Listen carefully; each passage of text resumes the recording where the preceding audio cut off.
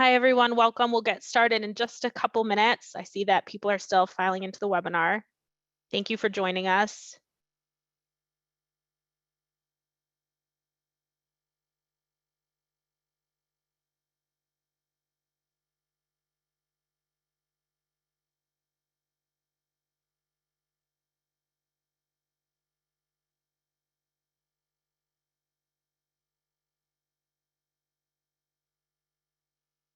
For those who've just joined, we're going to start in just one more minute. Just waiting to see if any more people are joining our webinar, and then we will get started.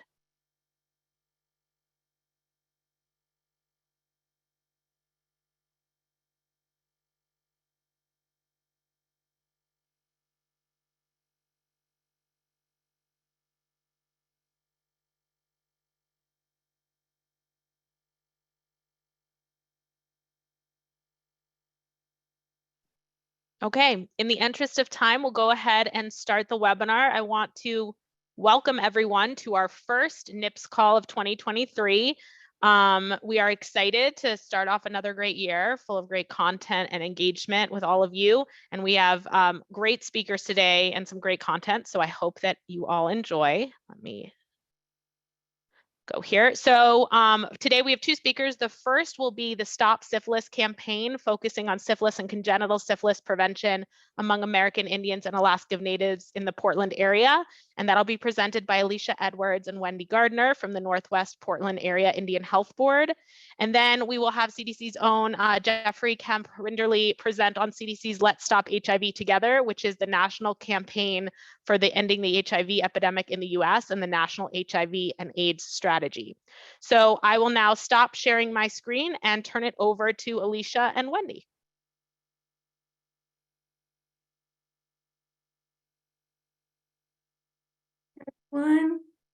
I will go ahead and share the screen for us.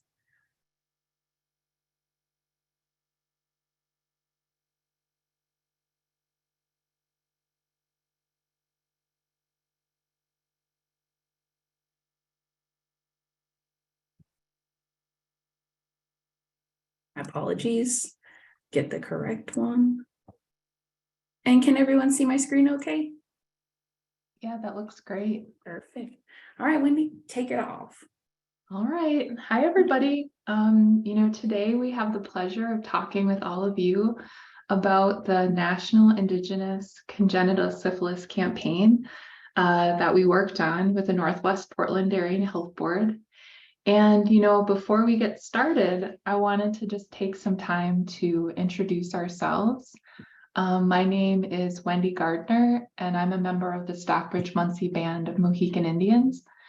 Time is funny. About 4 years ago, 2019, I started an organization called Good Medicine, and I am a consultant that works with tribes and their allies around health and public health. And one of the projects that I've gotten a chance to work on is this one in a health communications role.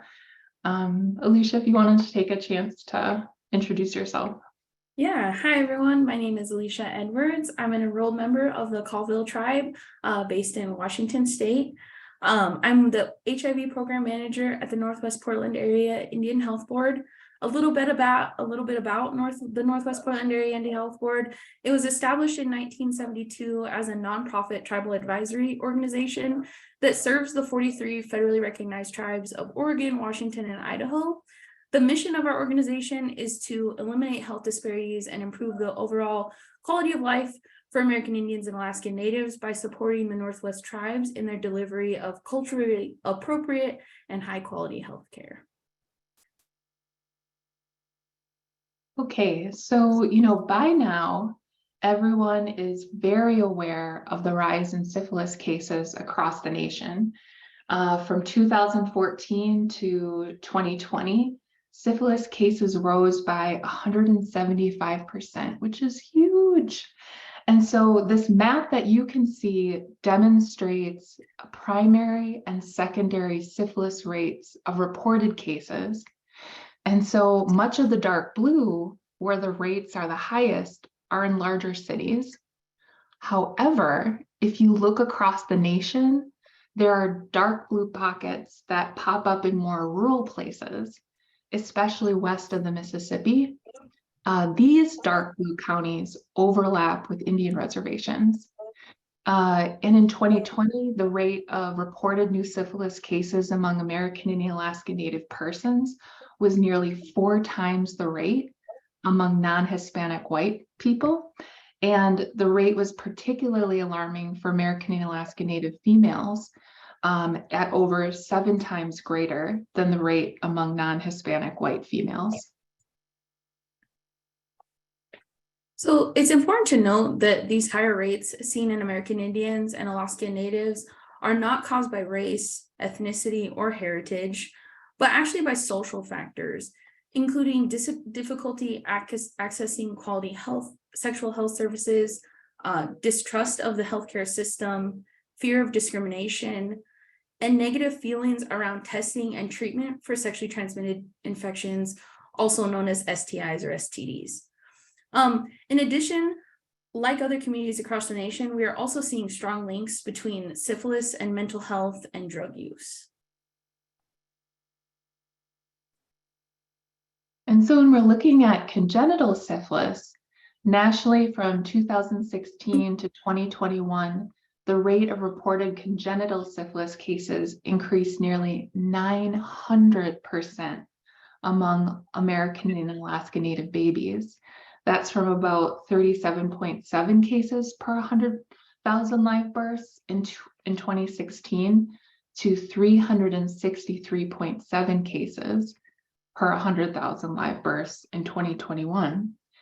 Similar to non-congenital syphilis, we see many of the same factors contributing to congenital syphilis. But in addition, there's limited prenatal care in many rural reservation-based locations. So what can be done? Research shows us that there are steps we can take to address the rising rates of syphilis. We can increase screening, engage medical providers, and get the word out. So our campaign focus was on getting the word out about congenital syphilis, testing, screening, prevention, and treatment. So one of our first steps, and sort of like in conjunction with our work as we were going along, to increase screening and engage medical providers, as well as raise awareness about syphilis and congenital syphilis, we created this provider resource page on Indian Country Echo. While there is effective antibiotic treatment available, the diagnosis is often delayed. This results in unnecessary suffering for pregnant persons and their babies. However, health providers can effectively address syphilis by training themselves to treat patients when appropriate, screen and treat patients when appropriate. We worked with Indian Country Echo to compile a list of useful presentations, success stories, and other resources that clinicians could use that we housed on this syphilis resource hub. Through creating so a little bit about Echo. Through creating opportunities to collaborate and share knowledge, Indian Country Echo is a growing and welcoming professional community that enhances providers' ability to offer American Indian and Alaska Native patients high quality specialized care. They also offer free technical assistance and trainings that can actually be brought right to your clinic.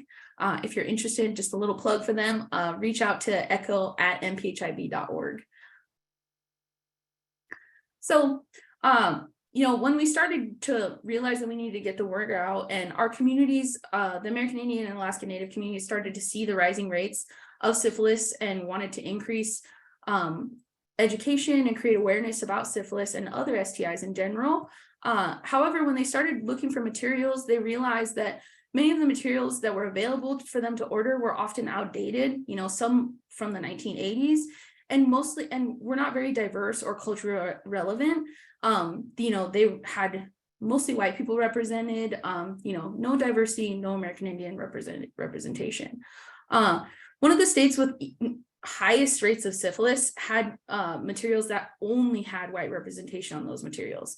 So after we put in an order for some materials, we knew that we could do better.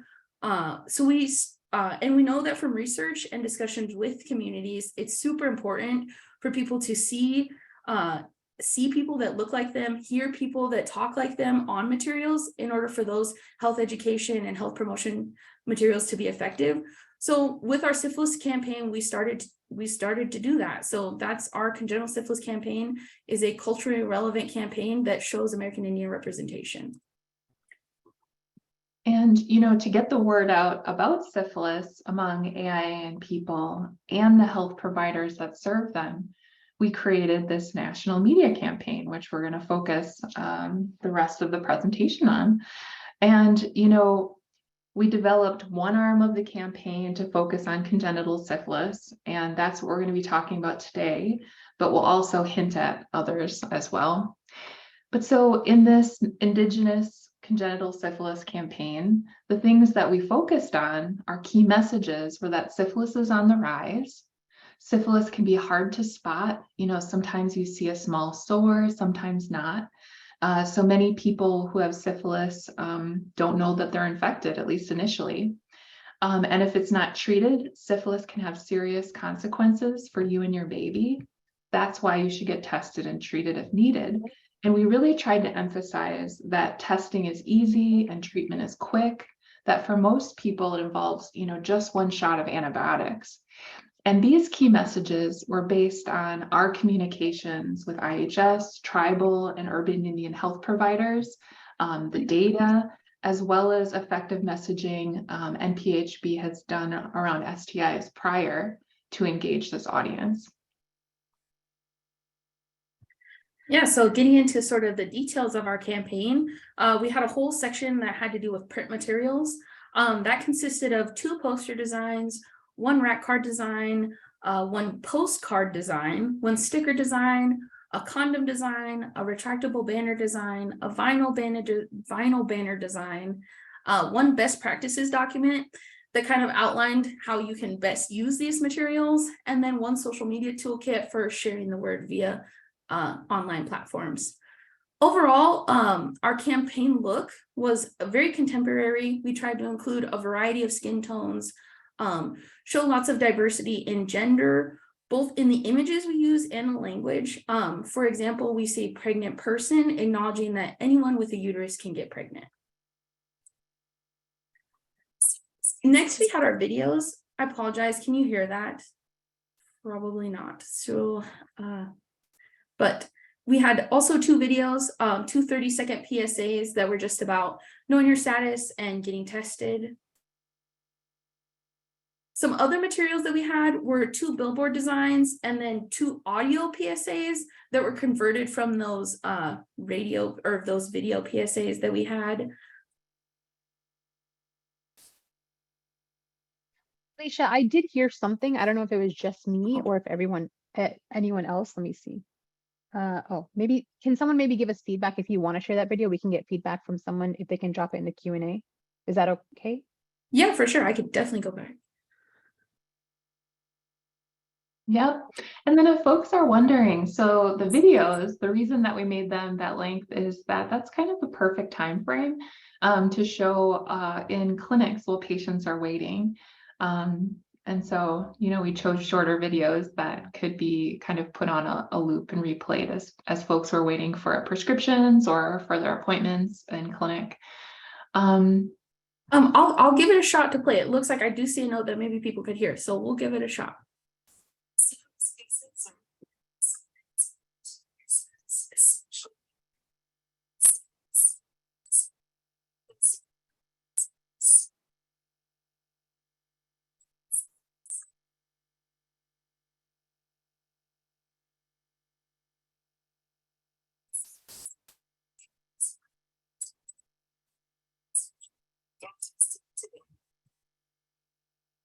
So I think the sound was a little bit funky on that, but if you get a chance to drop it in the chat, others can check it out on their own.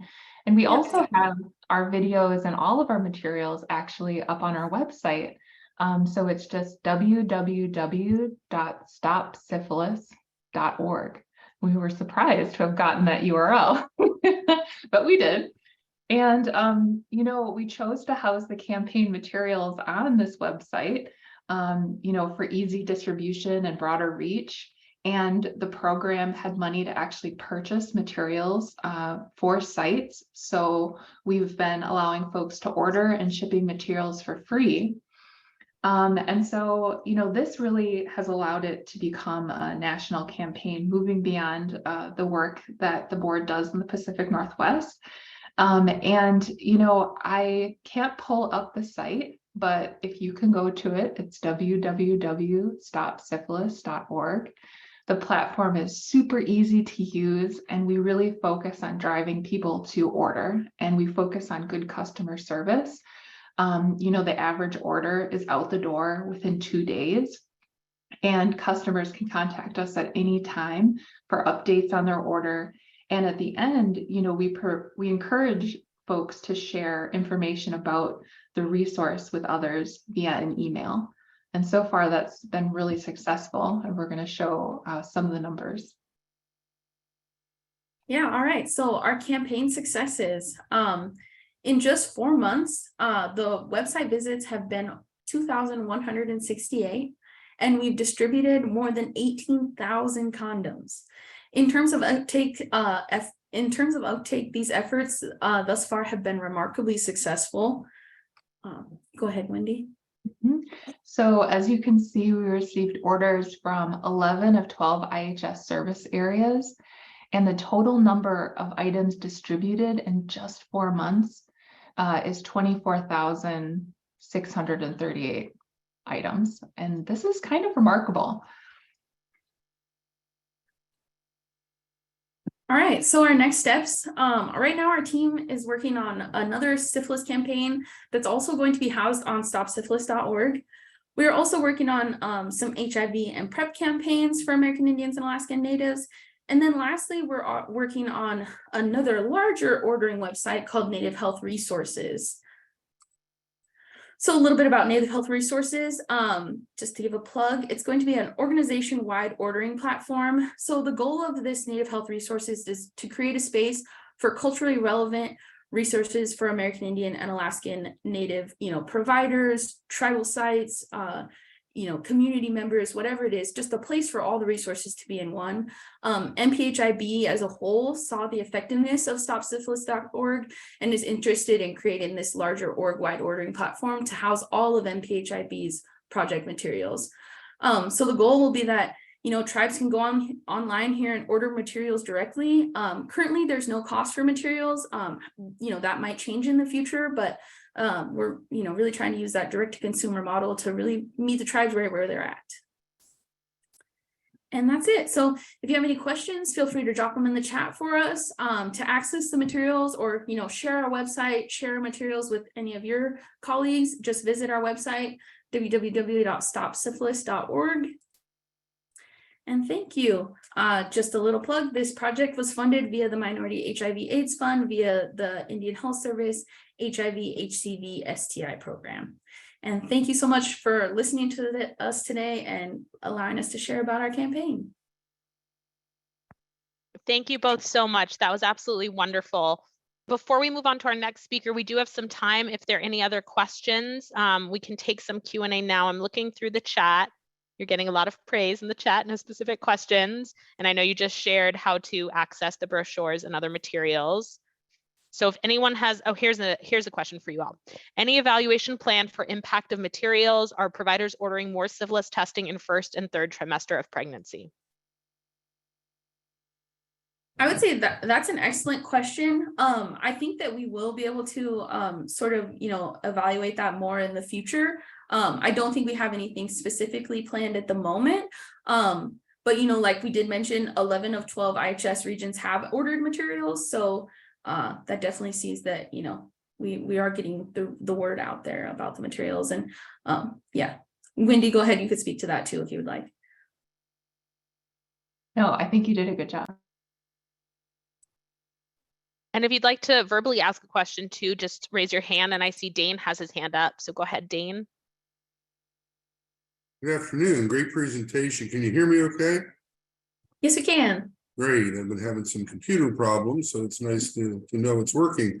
I just wondered, the print materials in particular, when you distribute those, can those be adapted by your partners? In other words, could I go in and add an address, the name of the clinic, a phone number, things like that, so the audience knows specifically where they can go to get the services?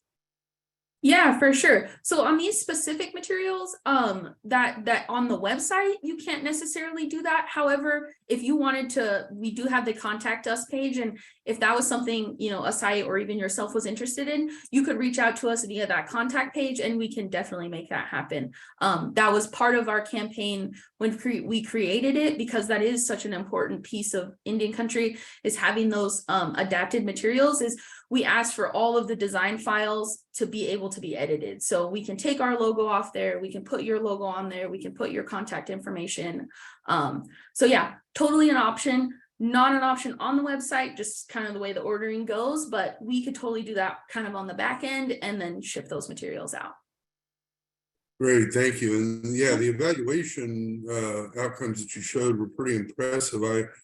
Evaluating media campaigns is often difficult to do for a variety of reasons, but wondered if you've considered maybe looking at clinic attendance when you have certain campaigns. If you run a campaign for a 3-month period, did anything in a certain area, did anything happen to the clinic attendance or emergency room, attendance?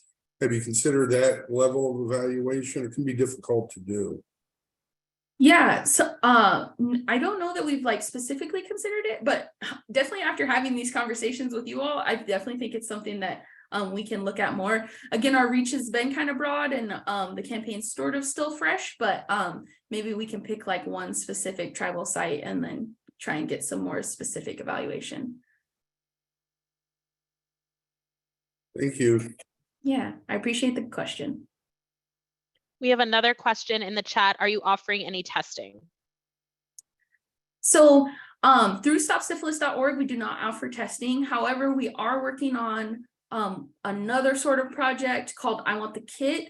We're working with Johns Hopkins. There's also Native Test. These are all the things. I can also drop these in the chat when I get off here, but there is nativetest.org. That is, you can order HIV tests to you. And then I Want the Kit is another sort of project we're working on that hopefully eventually will be rolled out more fully nationally. Right now it's specific sites, but that is in the work to be able to offer at-home testing. Someone can go online and order a test. That's the goal for sure. Yeah, if you could put those in the chat after, that would be great. Definitely. Another question, could you talk more about the social media toolkit that you mentioned? Yeah, for sure. So so the social media toolkit was, I believe it's 4 or 5 blocks. They're just it's the same imagery from the campaign. We just took it and put it on smaller blocks, added a little bit of text, and then it's the same thing. We're mostly just driving people to the website. So people can go on to the website on stopsyphilis.org, download the social media toolkit, post those on their social platforms, and then that just kind of drives traffic back to stopsyphilis.org. And yeah, definitely just go on the website there, Stop Syphilis, and you'll be able to see it and download it. Can you also put that in the chat after, because more people are asking about it? Yeah, definitely. I'll put all those Perfect. links in there. Yeah. And I do see that we have another hand raised. I don't know if it's one of those phantom hands, but Francesca, feel free to come off mute and ask your question if you have your hand up. Okay, not sure. Okay. Well, thank you both so much. As Alicia just said, she's gonna put all those resources in the chat, and their contact information is on the screen. So we hope that everyone stays in touch if you have more questions. And thank you both so much for your time today. Yeah, thank you so much, and thanks for the opportunity to share. Super awesome. Thank you both. I'm now going to turn it over to our next presenter, Jeffrey, who is going to share his screen. Take it away. I am. Let's see if we can get it to work here. Okay, can you all see that? Yes. All right, great. And I can't see a whole lot, so if you do have questions, feel free to interrupt or whatever. I can't see everybody on the list. So thanks for having me. That was a great presentation, actually. And yesterday was National Native HIV Awareness Day. So we were doing some social media yesterday around that. So good connection. My name is Kemp Rinderle, and I work in the HIV Prevention Communication Branch in the Division of HIV Prevention at CDC. And so just to give you a little background on what we do, we're a team of about 50 to 60 people, I think, in our branch that work on all aspects of prevention and communication. Our main campaign is called Let's Stop HIV Together, and I was going to show you just some background information on it today. It's pretty extensive, so I'm going to give you a big overview, but I can certainly take questions or follow up about individual pieces of that. A little background, our national campaign actually started in 2009. It was called Act Against AIDS, and that ran under that sort of umbrella brand for about 10 years. And in 2019, we rebranded to Let's Stop HIV Together, and really brought a bunch of sort of smaller campaigns around testing, campaigns around treatment, all under the Together framework. And I have a lot of slides, but I promise you we're not going to read them all to you. I just wanted to show you a lot of things. So in our branch, just so you know, we have a community social marketing team. So they push out content to sort of community members. My team is the healthcare social marketing team. So we actually target clinicians with our information. And then we have a partnerships team that works with national organizations, and we have ambassadors in cities around the country that help us to disseminate our campaign materials, as well as a research and evaluation team that does a lot of our formative research as well as evaluation after the fact. So anyway, about Together, it is the national campaign, recognized as the national campaign tied to the Ending the HIV Epidemic. So that's a national initiative that is hoping to end HIV in the US by 2030. And we're also connected to the National HIV/AIDS Strategy. We do campaign materials in English and in Spanish. And we work to reach community members, partner organizations, as well as healthcare providers. Sort of some features of our campaign, since it has been around a while, we do have a pretty extensive portfolio. So we're often sort of rotating things in and out, refreshing assets. But we really do focus on 4 areas. So we talk about HIV testing, we talk about prevention, treatment, and then we've more recently added HIV stigma.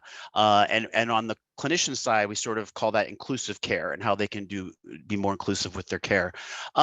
Advantages, it is a cohesive look and feel across our materials. So we know that works for folks. We try to use real campaign participants. So we recruit people to be in our campaign materials, people with HIV, people with backgrounds dealing with stigma or dealing with injection drug use, or people who have lived experience, and we feature them.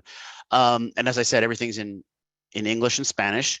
Some advantages to the campaign: everything's science-based. So we actually work with our research and evaluation team to really test our messages, evaluate, see what works, see what we need to refresh. We can adapt. So sort of what the first group mentioned, we can adapt and localize things and add people's logos to our materials and co-brand. And everything's free because it is government project. We're at the CDC. So most of our materials can either be downloaded off our website, or they can be ordered hard copy. We do try to have some pretty diverse and inclusive representation in our materials. And even we've gotten feedback around things like, I'm in New England, and why do I see people with palm trees in your imagery? It's like, oh, well, so we need more diverse imagery, So we try to do more rural settings, urban settings, a wide range of ages and ethnicities. And then in terms of our Spanish content, the other piece that I think is kind of unique is that we don't just translate materials that were already created in English. We actually transcreate things, so they make sense culturally as well. And particularly with our consumer materials, we focus on that piece. Just some background, again, sort of how we do our work. We do a lot of formative research. We review literature. We do a lot of engagement with our audiences. We talk to them. We test messages in front of them. This summer, or actually this spring, we're doing some formative work with clinicians coming up soon, and around PrEP, and seeing what their attitudes and ideas are. After we test things, we implement them, and like I said, we refine them down the road as needed. We use a lot of different channels to reach our populations, whether digital, some print. Occasionally, we're doing some TV and radio PSAs if it's affordable. We engage our community members. We do a lot of social media. Our audiences. So we do reach our audiences. It is general public, particularly with the stigma messaging, but we do more sort of focused messaging for other populations. So gay, bisexual, and other MSM, particularly MSM of color, Black cisgender women, transgender women, young people, people who inject, and healthcare providers. So I just realized, are you all seeing the screen with just a slide? Or are you seeing notes and everything? You see notes too. Okay, so I wonder if I could switch it. It doesn't hurt if you see the notes, but I didn't want to take up your screen here. These are our content areas. So as I said, we talk about stigma or inclusive care on the clinician side, testing, prevention, and treatment. We have a lot of different kinds of assets. So posters, videos, web banners, social media assets. The first group talked about social media toolkits. We have a number of those. Let me see if I can get you. Here, let me try this. Get you onto the other screen.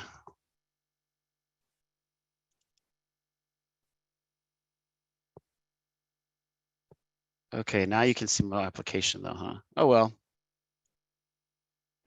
If you go to slideshow and then do from current slide, if you click slideshow. Resume slideshow. Next to record, to the left of record, you see slideshow where your cursor is. Oh.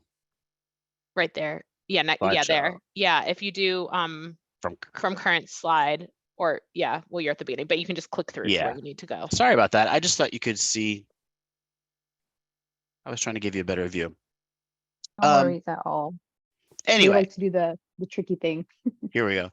Yeah, and then hit from current slide in the top left corner. Oh, you're good. Try that. Hmm. When you click it, it doesn't do it? No, nothing happens. Huh. I was trying to switch you over to, I have two monitors going. I think that's part of the problem. So, all right, well, I'll show you this now, but you can see, right? Yeah. Okay. Yep. So these are, again, a number of assets that we have as part of our portfolio. I'll just show you, and again, we'll go through these pretty quickly, but I just wanted to give you a sense of what we have. This is a poster around stigma. Again, these are all real participants. We use real people. They're taking a selfie. These are some social media assets that we have, a video. And then on the clinician side, just to give you some background, our inclusive care work is sort of new. We actually got some funding about 5 years ago to do work specifically around transgender health. So we have a whole section of our clinicians webpage. It's called Transforming Health. It's around transgender testing, prevention, and treatment. But we're building that out starting this year to actually include sort of inclusive care across the board for different populations. This is driving me crazy. Okay, some testing resources, just so you know, another consumer piece, more palm cards and social media assets. And then this past year, we did a project, we worked with Building Healthy Online Communities. So that's a group of sort of some of the dating apps, and on getting self-tests out to folks. They could order them if they were on the dating app, they could actually order self-test kits. And in about 8 months, we distributed 100,000 kits. So it was really successful. We did some follow-up. We asked folks to answer some questions afterwards. And we found that about 26% of those people who ordered test kits had never been tested before. So we think this is a pretty worthwhile program. We're going to continue. The goal is another 5 years and to do about 200,000 kits per year. And I wanted to show you, let's see if the sound works. I don't know. This is a video.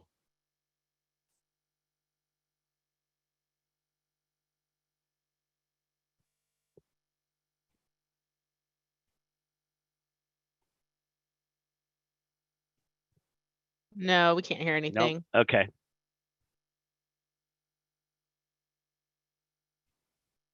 Well, you get the sense it's sort of advertising self-testing. Yeah, I always have trouble with the sound on Zoom. So that's our self-testing materials. And then screening for clinicians, we focus on, the CDC's recommendation is that everyone in their lifetime get screened at least once between 13 and 64 years old, and that people that are at an ongoing risk are screened more frequently. So we really push with clinicians routine screening, testing all of your patients, and then some of them more frequently. We have information on how to integrate routine screening, and then we have a brochure on partner services. This might be useful to some of you who work as DIS. So we have a clinician's partner services brochure as well as a patient brochure, and we have videos on that. These are some of our patient materials. So the consumer team develops materials for consumers in general. Our team develops things that are sort of designed to be provided by a clinician to a patient. And so that's what some of these are. And that you can see this third one here is our partner services brochure for patients. Again, prevention with consumers focusing on condoms, on conversation, on overall sexual health, PrEP and PEP. And then for clinicians, we definitely have a really heavy focus on PrEP and PEP as well, just because that's something we're trying to get them up to speed on. We did a survey last spring, some of our work with clinicians, about 95% of the clinicians that we talked to knew about PrEP, which is up quite a bit from just a few years ago, but less than half of them had ever prescribed it. And so that's a piece we're working on now, is looking at what are some of the barriers and facilitators that we need to address with that population. This is another example. Unfortunately, you won't be able to hear it, but I'll show it to you. We have this series of clinicians chat videos. So these are sort of a peer-to-peer education where we have clinicians in the field talking to their peers about different HIV prevention topics. This one's about PrEP. So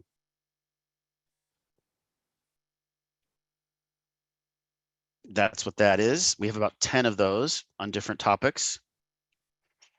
Some PrEP materials for patients, and then our treatment work. So we really focus, we've really in the last couple of years moved to a strong message of treatment as prevention, or you'll hear people sometimes refer to it as undetectable as untransmittable, U equals U. So that's a message that we're working into a lot of our treatment and care resources. These are for consumers, and then again for providers, posters, and then some of our Spanish materials as well.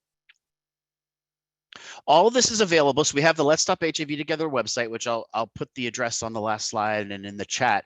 But we have a dynamic sort, so you can actually sort by your topic, your audience.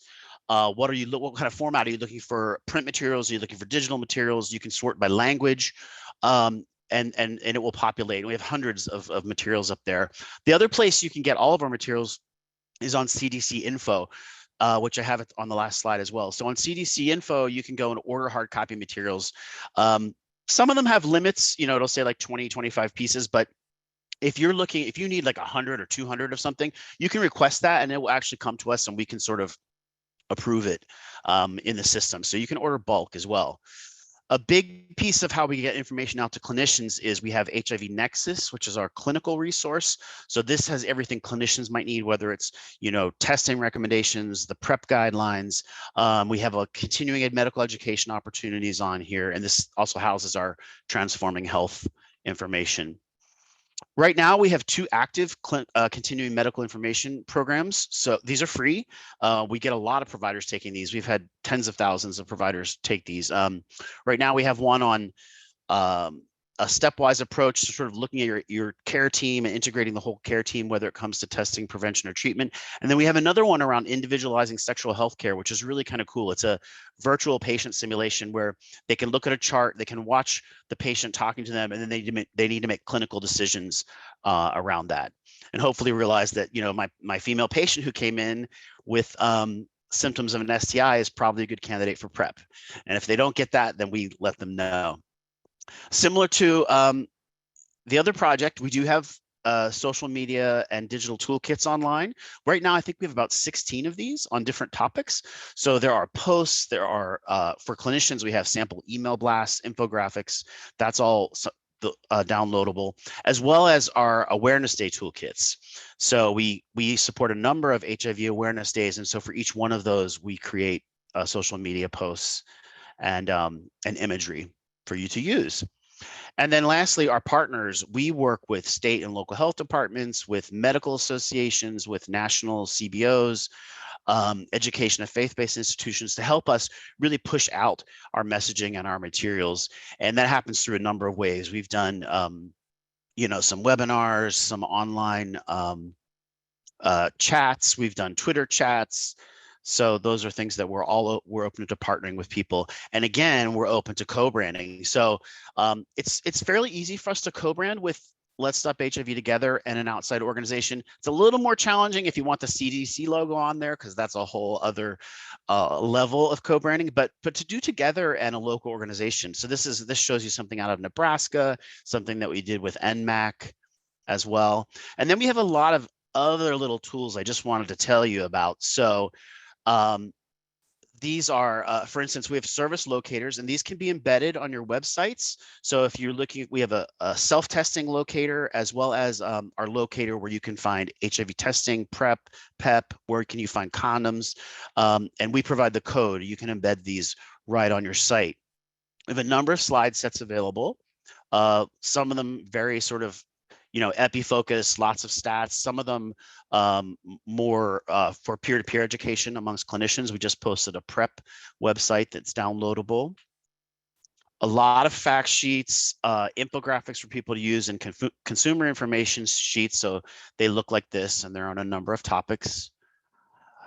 And for a couple of our topics, we have these folded pocket guides. This grew out of some of our field outreach. We were hearing from folks that you know, they needed something smaller that they could kind of carry around that was a little more discreet. And so we've created these that you can actually just print them out, you fold them up, and they're nice little pocket size. You can localize them with your information on the back. The other piece is we do have content syndication. So a lot of our web content, again, you just copy the code and you can put it right into your website. And so as CDC updates any content, it will update automatically in your website as well. Atlas Plus is our statistical database. I use it all the time. You can search by, you can look at HIV incidence, you can look at PrEP coverage, you can look at hepatitis, STDs, and you can break it down by jurisdiction and find out a lot of different information, and it will generate tables and charts for you.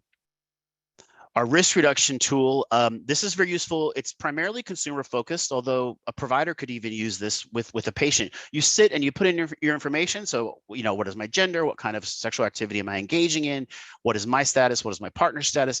And it will actually give you a breakdown of sort of like, what is your level of risk? And then if you add condoms or you add PrEP, how does that level of risk change? So that's really useful.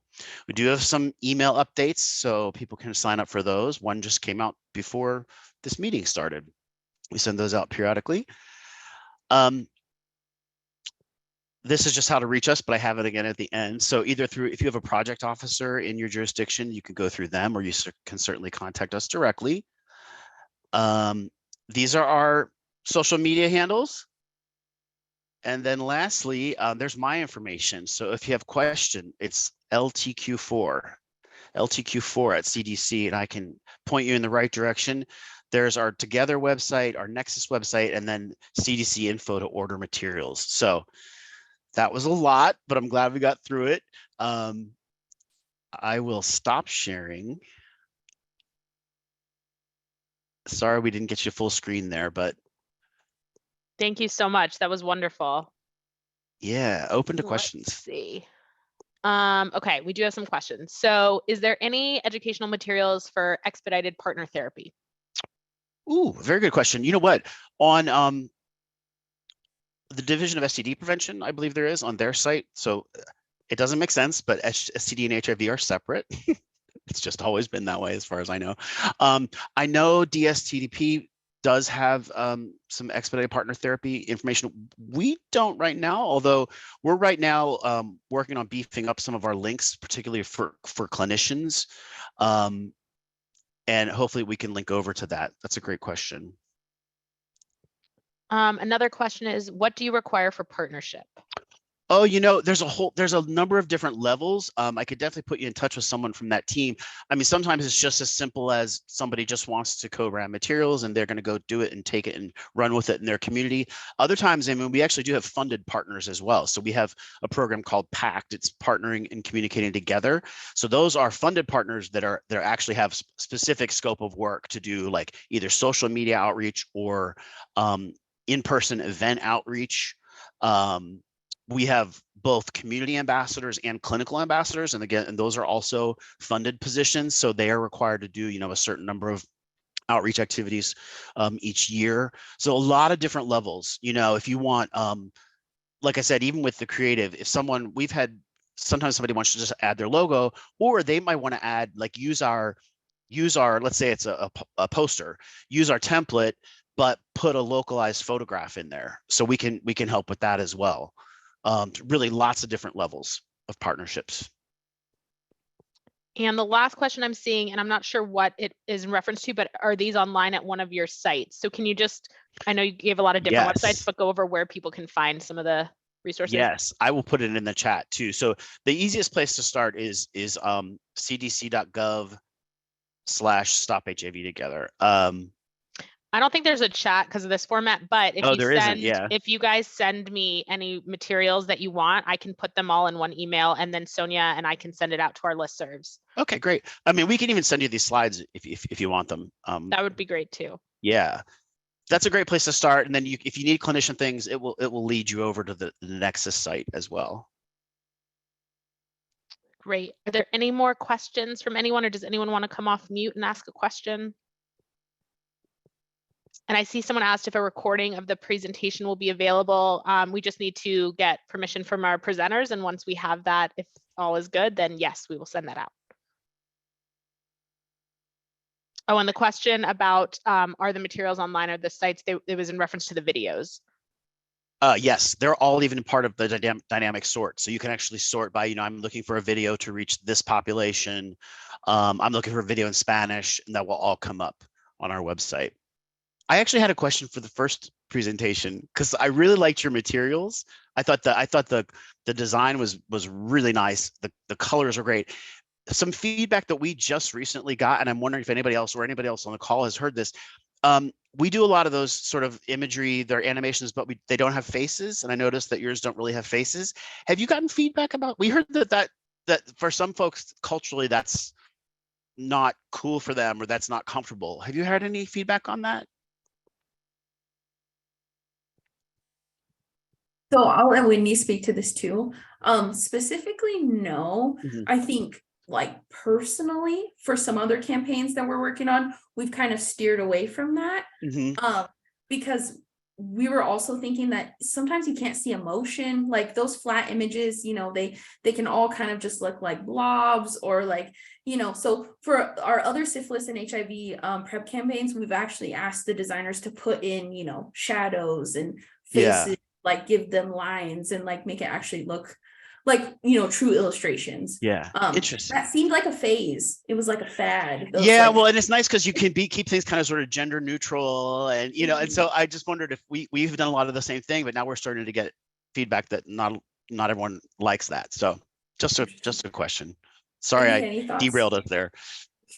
No, that was great. And I'm just going to reshare my screen for some housekeeping. Hold on. Okay. Are there any more questions? Feel free to put them in the Q&A. I'm not seeing any, but we will share all the links and a recording out after the call and all of the resources that were shared on today's call. So I want to thank all of our fabulous presenters. It was super helpful and engaging, I think, with the questions that I'm seeing in the network chat about the resources that you had. And I think that we're going to have some follow-up discussion offline and hopefully some direct outreach to all of you as well. So thank you all first so much. Secondly, if you are not already added to the NIPS listserv, you can follow these prompts, or you can email me directly, and I'm going to share contact information at the end to get added. We send out communication for these calls is both through this NIPS listserv, and then NCSD sends it out through their channels as well. So as long as you're receiving it one way, that's fine. It's all for the same call. And there are all of the members of the work group's contact information. So feel free to reach out to any of us directly, give us a call if you have any questions after this. And we are always looking for either people who want to present on future calls or for topics that people would like to hear about on future calls. So we hold these 4 times a year. So the next one, we're already after this, going to start planning the next one, and we'll send it out hopefully soon when that's going to take place. But feel free, if you would like, if you have something that you'd like to present or something that you want to hear about, please let us know. And now hold on, there are more in the Q&A. Let me just make sure I'm not missing anything. Nope, just praise for our presenters, because that was really great information. So thank you all. So if there's nothing else, we can end a little bit early, and we will get everyone recordings and resources after this call, and reach out if there's anything in the interim. Thank you, everyone. Thank you so much. Thanks, everyone. Have a great day. Take care. Bye. Bye.